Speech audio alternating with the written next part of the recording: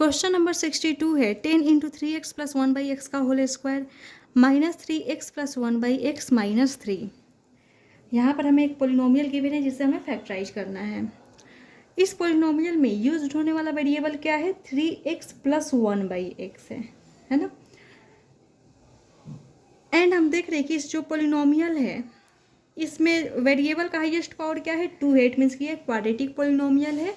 And इस polynomial में 3 terms है। इट मीन्स कि ये ट्राइनोमियल भी है। एंड यहाँ पर मिडिल टर्म में यूज होने वाला जो वेरिएबल है उसका स्क्वायर फर्स्ट टर्म में गिवन है, that is 3x plus 1/x का होल स्क्वायर। सो ये जो पोलिनोमियल है वो ax square plus bx plus c के फॉर्म में गिवन है, या हम बोल सकते हैं ay square plus by plus c के फॉर्म में गिवन है। तो वैसे पोलिनोमियल जो ay square plus by plus c के फॉर्म में गिवन होते हैं तो उन्हें फैक्टराइज करने का मेथड क्या होता है? Middle term split method. तो हम मिडिल टर्म वाले नंबर को ही 2 पार्ट्स में ब्रेक करके उसे फैक्टराइज कर लेते हैं। बट यहाँ पर हमें जो पोलिनोमियल गिवन है उसमें जो वेरिएबल यूज्ड है वो क्या है? 3x प्लस 1/x है।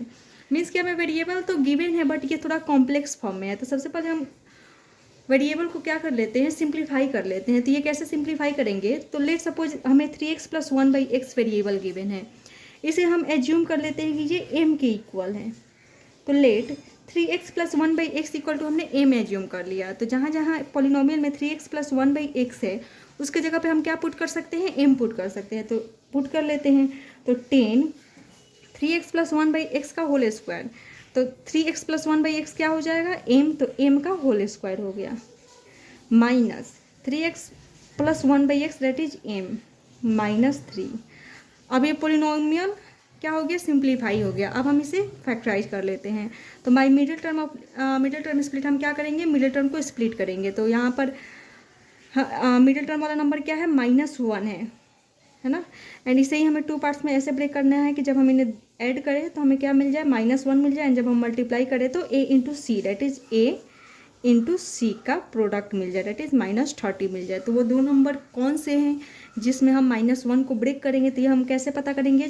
जो यहाँ पर प्रोडक्ट आता है उसका हम प्राइम फैक्टराइजेशन कर लेते हैं। 2 1 2, 2 5 10, 3 5 15, 5 1 5। अब हम इन नंबर्स को 2 नंबर्स के फॉर्म में ऐसे एक्सप्रेस करते हैं कि जब हम उन्हें ऐड करें तो -1 मिल जाए एंड जब हम उन्हें मल्टीप्लाई करें तो -30 मिल जाए। तो 2 नंबर्स क्या हैं? 2 3 6, 6 एंड 5। 6 माइनस 5 करने पे हमें क्या मिल जाएगा? 1 मिल जाएगा। बट हमें चाहिए -1। इसका मतलब हमें जो बड़ा वाला नंबर है उसको निगेटिव करना पड़ेगा एंड छोटे वाले नंबर को पॉजिटिव करना पड़ेगा। तो माइनस प्लस माइनस ही होगा। इट मीन्स कि नंबर सब्सट्रैक्ट ही होंगे बट साइन माइनस का लग जाएगा, है ना। तो इसका मतलब -1 के 2 पार्ट्स क्या हो गया? एक -6 और एक 5 हो गया। तो हम यहाँ पर ब्रेक कर लेते हैं। 10m स्क्वायर माइनस m को हमने 2 पार्ट्स में ब्रेक किया। कौन कौन से पार्ट्स हैं? एक इसका 6m है एंड दूसरा इसका +5m है एंड -3 रिमेनिंग टर्म है। तो -m को हमने 2 पार्ट्स में ब्रेक कर लिया। अब यहाँ पे देख रहे हैं कितने टर्म्स हो गए? 1 2 3 4 टर्म्स है। तो 2 टर्म्स की ग्रुपिंग करेंगे। ये दोनों टर्म्स लिया एंड ये दोनों टर्म्स लिया। सबसे पहले हम देखेंगे कि इन दोनों टर्म में क्या कॉमन है। तो सबसे पहले हमें 2 कॉमन दिख रहा है बिकॉज 2 5 10, 2 3 6, 2 हमने कॉमन ले लिया। m स्क्वायर है, m है, m हमने कॉमन ले लिया। क्या रिमेनिंग हो जाएगा यहाँ पर? 5m माइनस यहाँ पे 3। इन दोनों टर्म में क्या है कॉमन? कुछ भी नहीं है तो 1 कॉमन ले लिया। रिमेनिंग हो जाएगा 5m माइनस 3। अब ये एक टर्म है एंड ये एक टर्म है। इन दोनों टर्म में क्या कॉमन है? 5m minus 3, 5m minus 3। तो हम 5m माइनस 3 कॉमन ले लेते हैं बिकॉज दोनों ही टर्म में कॉमन है। तो क्या रिमेनिंग हो जाएगा? 2m plus 1। अब m की वैल्यू हम पुट कर देते हैं बिकॉज हमें क्वेश्चन में क्या गिवन है? x के फॉर्म में हमें पोलिनोमियल गिवन है बट यहाँ पर हमें m मिल रहा है। तो जहाँ जहाँ m है फिर से हम उसको रिपुट कर देते हैं 3x प्लस 1/x। तो 5m क्या है? 3x प्लस 1/x है -3, ये एक फैक्टर हो गया।